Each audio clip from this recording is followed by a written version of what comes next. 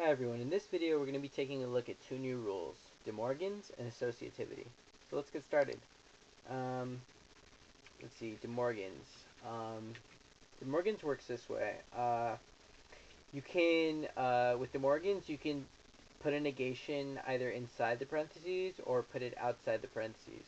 But when you do that, it has different effects on the operators and different effects on, the propositions. So let's take a look at a few examples. So let's say you have not P or Q.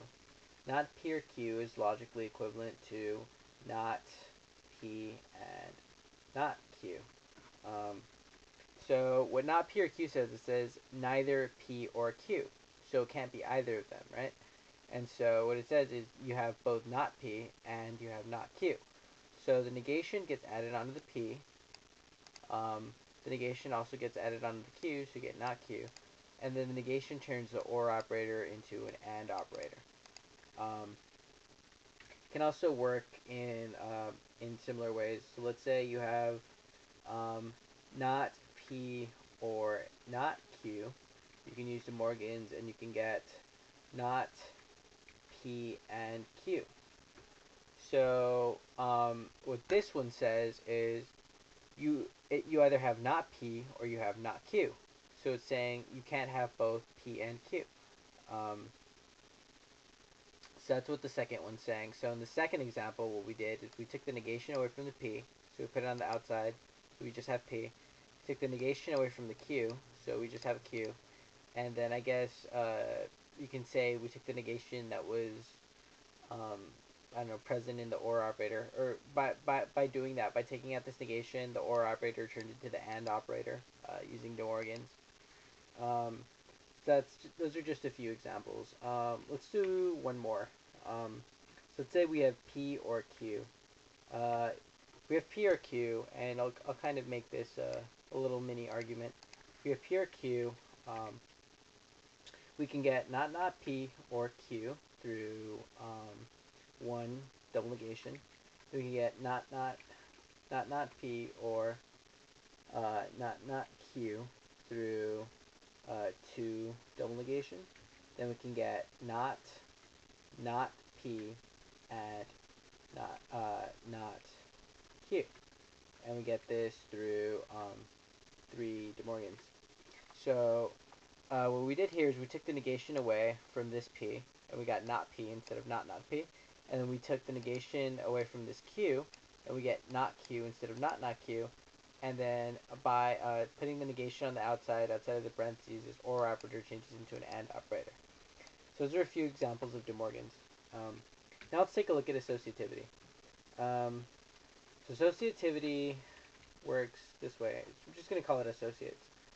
So it works this way.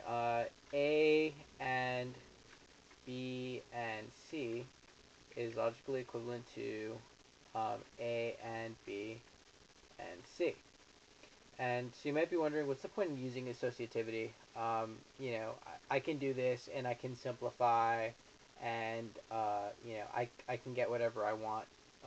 Pretty much just using simplification, either if I have associativity or not. Well, by using associativity, you can save a couple steps. Let's say, let's turn this into an argument.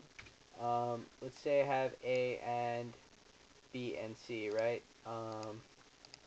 And I want to get A and B, right? So A and B is my conclusion. If I use associativity, I can use A and B and C through one associativity, and then I can just get A and B through two simplification. Whereas I'll just put example 2. If I didn't have associativity and I tried doing that, it would take me significantly more steps.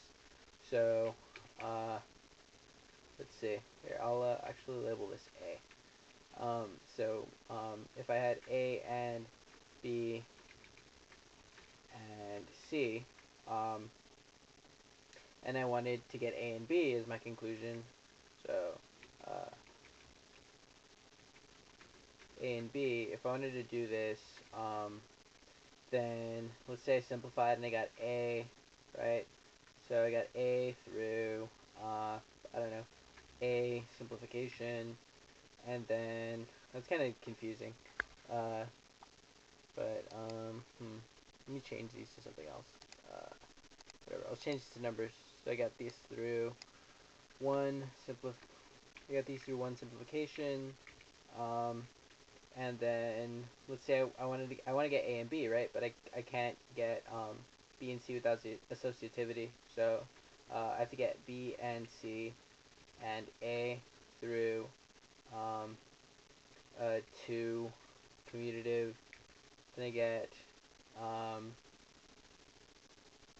hmm, yeah, I think that's the fastest way. And then I get B and C through 3 simplification, and then I get B through um, 4 simplification, and then I get A and B through 2, 5 conjunction.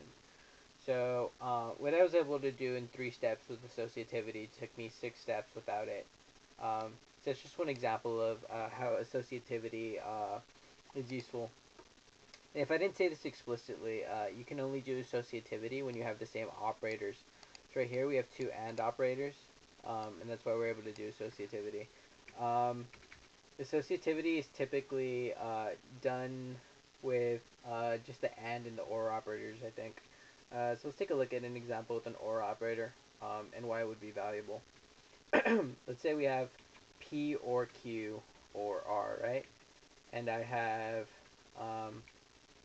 not P, right? Not P. So if I have this, turns into an argument, right? And I want to get Q or R as my conclusion. Uh, so if I have this, then if I didn't have associativity, I wouldn't really even see how I'd be able to do this. But we do have associativity, so let's do associativity to get P or Q or R through 1 associativity, and then I get Q or R through 2, 3 disjunctive syllogism. So, like I said, I can't really see a way to do this argument without associativity. I mean, I'd see no way of getting R by itself to get R or Q, and then Q or R. As far as I can tell, I mean, using DeMorgans and using something like addition, I'd be able to get not P and Q, but not P or Q. So well, since that might sound confusing, I said I'd be able to get not P and Q as opposed to not P or Q. These are just a few examples of how these rules work, and we'll be taking a look at some more exhaustive arguments in the next video. So I'll see you then.